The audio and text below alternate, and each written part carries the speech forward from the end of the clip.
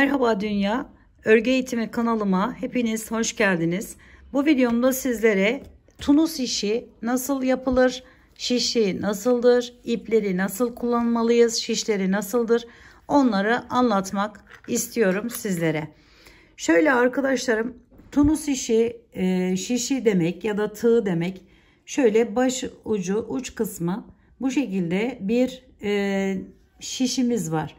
Şöyle uzunca, bu kısa olanları arkadaşlarım, şu anda elimde olanlar benim kısa boyutta olanları. Bebek örgüleri için özellikle bunları sizlere tavsiye ederim. Çok kullanışlı oluyorlar. Böyle değişik değişik numaraları var. Yüncülerde her yerde bulabilirsiniz arkadaşlarım bu şekilde. Şimdi şu en kalın olanıyla yeni başlayacağımız için nasıl tutulur, nasıl örülür sizlere anlatmak istiyorum. Şöyle alizenin, bakın, dilediğiniz her türlü iple çalışmalar yapabilirsiniz. Onu da şöyle hemen göstereyim. İlk başta bir tunus işi neymiş öğrenmek amaçlı bu videoyu düzenlemek istedim arkadaşlar. Şimdi ipim kalın. Gördüğünüz gibi tunus işi şişim de kalın. Hemen şu şekilde tutuyorum ve bakın zincirler çekerek başlıyorum. Zincir çekiyoruz. Ne projesi yapacaksak ilerleyen zamanlarda farklı değişik modeller de atacağım inşallah. Yani bu tunus işinin vazgeçilmezi arkadaşlar. Zincir çekerek başlamak. Şimdi bu kadar yeterli anlatım için. Gördüğünüz gibi zincirlerimizi çektik. Şimdi bu ilmek burada duruyor. Ve zincirimizin içerisinden şu şekilde giriş yapıyorum. Arkadan çıkartıyorum arkadaşlarım, bakın. Ve bunu şöyle alıyorum, çekiyorum. Bu bir tane ilmek olmuş oluyor. Hemen diğer zincirin içerisine geçiş yapıyorum. Bakın şu ikisini altındaki yerden, tekli yerden giriş yaparak çekiyorum. Bu şekilde sona kadar devam ediyoruz, bakın. Yeni başlayan arkadaşlarım, örmek isteyen, tunus işi bilmiyorum nasıl yapılır diyen arkadaşlarım bu videoyu kaçırmayın derim. Şimdi bakın hepsini topluyoruz.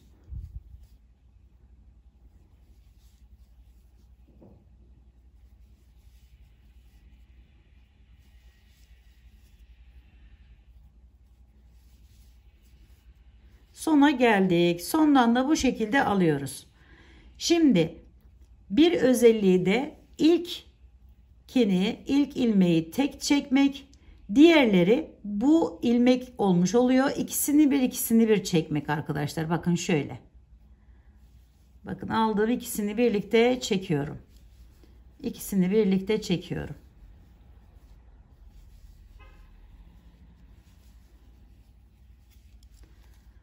Tunus işi örgüsü arkadaşlarım çok çabuk çoğalan bir yapıya sahip. Bakın bir sıra ne kadar büyük oldu. Şimdi bakın burayı, birinci sırayı tamamladık. İkinci sıraya geçerken yine bu burada duruyor. Hemen şu üst kısmından, bakın şuradan şöyle göstereyim. Buradan alıyorum şu şekilde ipimi ve çekiyorum. Bu şekilde aldım ve çektim.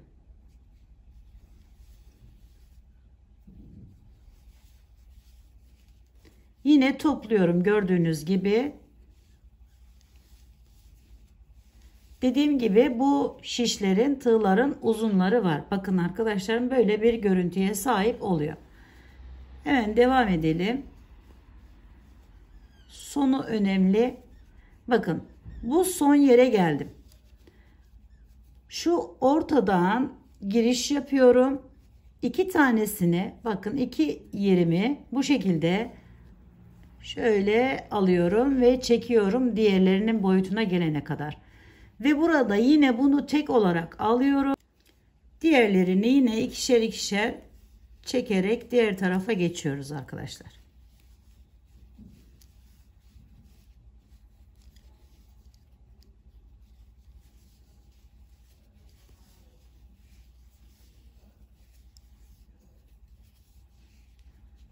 Ve şimdi bir sıra daha yapalım aynı şekilde.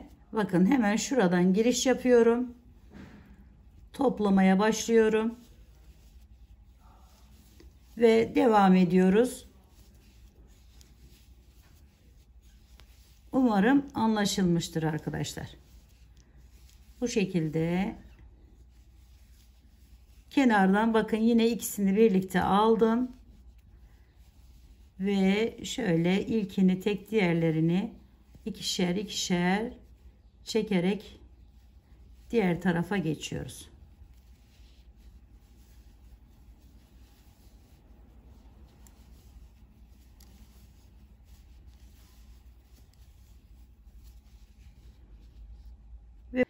Evet arkadaşlarım, Tunus işi örgü tekniği bu şekilde. Bu şekilde de görünüme sahip. Tabii ki de ilerleyen başka videolarımda değişik modellerini göreceksiniz. İlk bundan başlayın derim. Bu şekilde yapın derim. Bir atkı yapabilirsiniz. Bir battaniye yapabilirsiniz. Bu şekilde yapıp eliniz alışsın arkadaşlarım.